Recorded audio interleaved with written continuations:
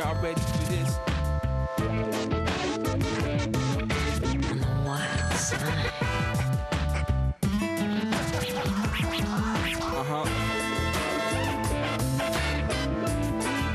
One time. Party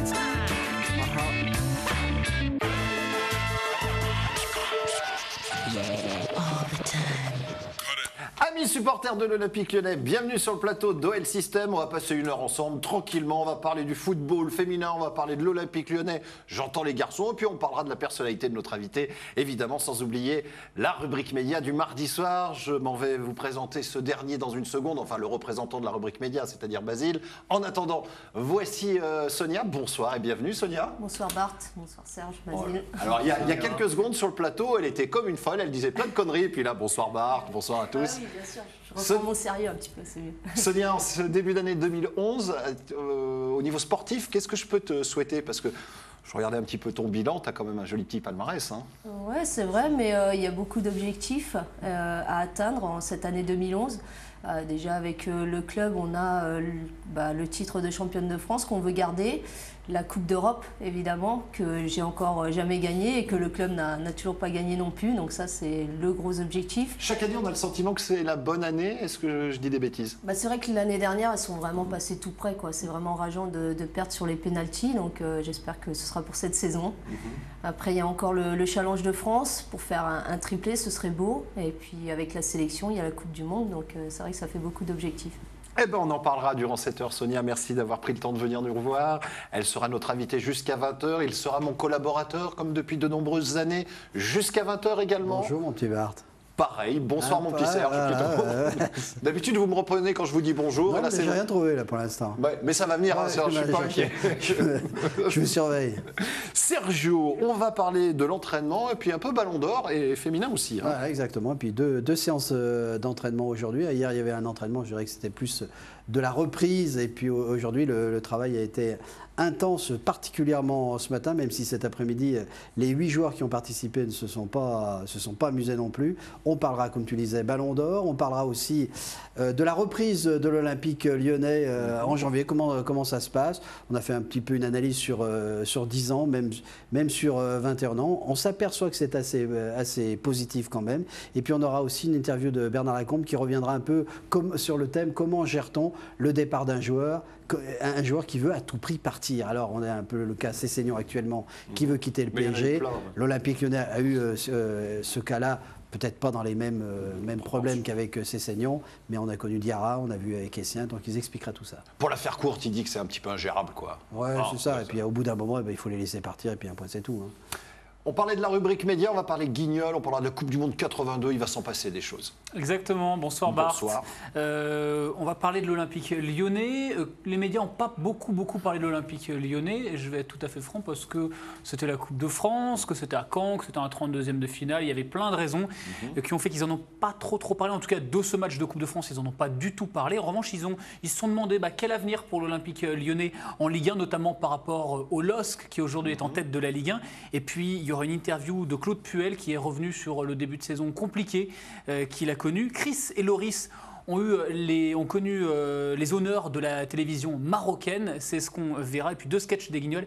Et puis un très bon moment, vraiment resté très bon moment parce que Séville 82, revisité, refait par un collectif, vous verrez ça tout à l'heure, c'est assez impressionnant, c'est vraiment un bon moment. Eh ben, il nous en a parlé beaucoup avant l'émission de ce passage Séville 82, donc rendez-vous dans 50 minutes environ à peine. En attendant, Sonia Bonpastor est notre invitée. Voici son portrait, bienvenue tout le monde, c'est OL System que vous regardez, vous avez bien fait. Alors, Sonia Bonpastor, née le 8 juin 1980 à Blois. Sonia a débuté le foot à l'USMER pour faire comme son grand frère, avant de rejoindre Toury, Tours, La Roche, Montpellier, avant un premier passage à l'OL entre 2006 et 2008, un séjour inoubliable ensuite aux États-Unis, dont tu as tant apprécié la mentalité, où tu as terminé meilleure passeuse du championnat, puis un retour en France, au PSG et à l'OL. C'est bizarre, pardon. Dis-moi. Meilleure passeuse. Non, mais c'est. Comment on dit? On dit meilleur passeur ou meilleure passeuse? Je suis 1000 fois d'accord. Pardonnez-moi, je t'ai coupé, excuse-moi. Mais est-ce qu'on dit meilleur passeur ou meilleure passeuse? Meilleure passeuse. Meilleure passeuse. Bon, on va être Désolé. Non, mais allez-y.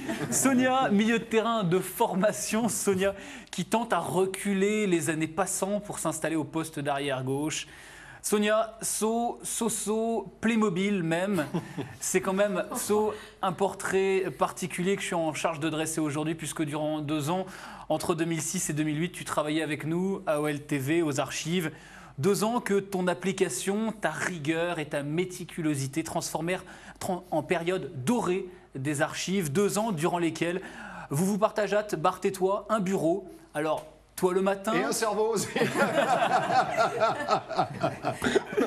Toi le matin, Bart l'après-midi. Inutile de vous dire que nos matinées étaient bien différentes de nos après-midi.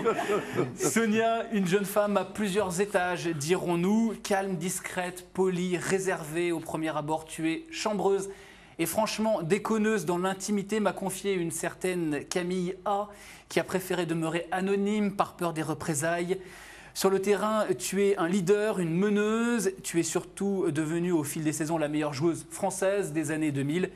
Cette saison, tu as abandonné à Lotta Schelin le numéro 8 qui te tenait tant à cœur. Un numéro issu de ton enfance et des dribbles dévastateurs d'un certain Chris Waddle. Sonia Bonpastor, sorte de Chris Waddle au féminin.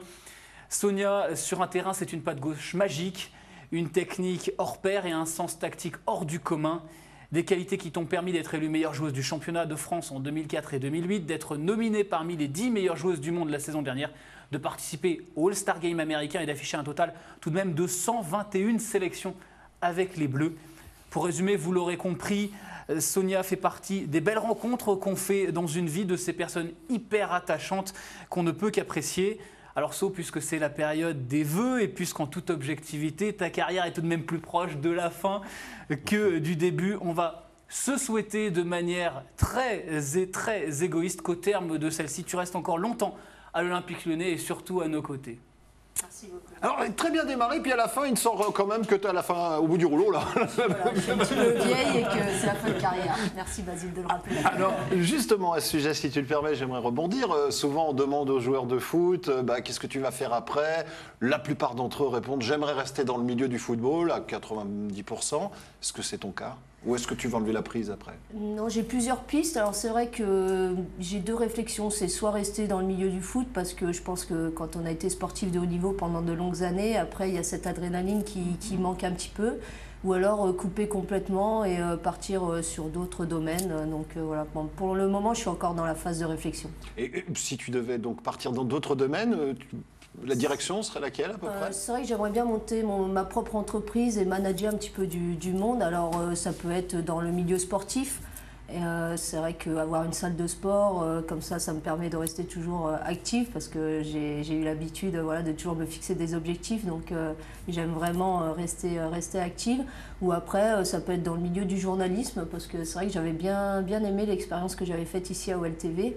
Et je sais que maintenant, il y a beaucoup d'anciens joueurs qui se reconvertissent dans le journalisme. Mais genre consultante, par exemple? Oui, voilà, consultante, c'est vrai que ce serait intéressant pour moi. Alors après, je sais que je suis une femme et que c'est un petit peu plus compliqué parce que c'est un milieu macho. Donc voilà, j'en ai conscience, mais il faut voir. Pour l'instant, j'étudie plusieurs pistes. Alors c'est un sujet que je voulais aborder justement. Le machisme dans le football est quelque chose qui est en place. On a l'impression que il y a une forme de, c'est presque normal. Est-ce que c'est pas ça la gravité du truc justement? Ouais, c'est vrai qu'en France, le machisme fait partie des mentalités, on va dire, et ça a du mal à passer. Donc moi maintenant, je m'y suis habituée et ça me dérange pas, parce qu'avant tout, si je fais du foot, c'est parce que c'est une passion. Mais c'est vrai que ça peut être dérangeant à certains moments. C'est surtout embêtant parce qu'on se voit répéter toujours les mêmes choses et on a l'impression que ça avance pas en fait. Alors, Juste une question par rapport à ça. C'est complètement différent aux États-Unis, ce que tu as connu aux États-Unis. Hors football, on ne va pas parler forcément du foot et du terrain. C'était une expérience importante de ta vie, notamment dans ce domaine-là? Ouais, très honnêtement, j'ai vraiment apprécié l'expérience que j'ai vécue là-bas. Comme tu le disais, que ce soit sur le terrain, mais aussi en dehors. Humainement, c'est vraiment des mentalités différentes au quotidien. C'est vrai qu'ils ne sont pas dans tout ce qui est jugement, apparence, tout ça, ils s'en fichent en fait. Ce qui les intéresse, c'est ce que vous avez vraiment au fond de vous.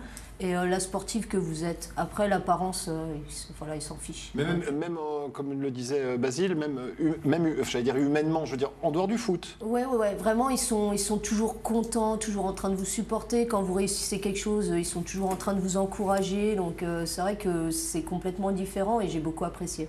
Et pour revenir au football aux États-Unis, c'est vraiment un sport populaire au niveau du sport féminin. L'engouement est complètement différent. Alors par Sonia, rapport à... visiblement, ton micro est en train de tomber. Ah, ok, Hein je vais essayer de le Alors, si tu refixer pouvais un le petit remettre, peu. parce qu'autrement, je me fais engueuler dans l'oreillette. Pas de souci. Je sais pas si On c'est fait un... tout en live. Voilà, C'est un petit peu mieux là? Eh ben non, il est retombé. mince. Tu sais ce qu'on va faire, Sonia? On va Ouais. envoyer l'entraînement.